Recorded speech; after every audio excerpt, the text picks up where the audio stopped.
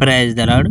ప్రభువైన యేసుక్రీస్తు వారు ఈరోజు మనకు అందిస్తున్నటువంటి వాగ్దానం సామెతల గ్రంథం 23వ అధ్యాయం 20వ వచనం.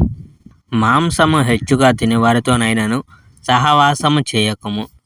ఆస్తి పాత సరిహద్దు గీతను ఎన్నడూ జరపవద్దు, మరియు అనాథలకు చెందిన భూమిని ఎన్నడూ తీసుకొనవద్దు. యెహోవా నీకు విరోధంగా ఉంటాడు. యెహోవా శక్తి గలవాడు, అనాథలను ఆయన కాపాడుతాడు. నీ ఉపదేశకుని మాటలు విని నీకు చేతనంత నేర్చుకో. నీ బిడ్డకు శిక్ష అవసరమైనప్పుడల్లా శిక్షించు. వానిని దెబ్బలు కొట్టడం వానికేమీ బాధ కలిగించదు. నీవు వానిని కొట్టినట్లయితే నీవు వాని జీవితం కాపాడవచ్చు. నా కుమారుడా, నీవు జ్ఞానం గల వాడివైతే నాకెంతో సంతోషం. నీవు సరైన సంగతులు చెప్తూ ఉంటే నేను విని నా హృదయంలో ఎంతో సంతోషిస్తాను. దుర్మార్గులను చూసి అసూయపడకు, అయితే యెహోవాను గౌరవించేందుకు ఎల్లప్పుడూ నీ వల్ల అయినంత గట్టిగా ప్రయత్నించు. ఎల్లప్పుడూ ఆశ ఉంటుంది, ఆ ఆశ ఎన్నటికీ పోదు. కనుక నా కుమారుడా, ఆలకించి జ్ఞానం గల వానిగా ఉండు. సరైన జీవితం జీవించేందుకు ఎల్లప్పుడూ జాగ్రత్త కలిగి ఉండు.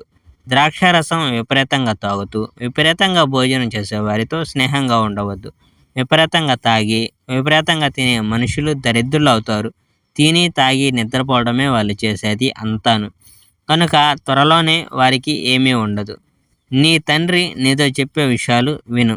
నీ తండ్రి లేకుండా నీవు ఎన్నడూ పుట్టి ఉండేవాడివి కావు.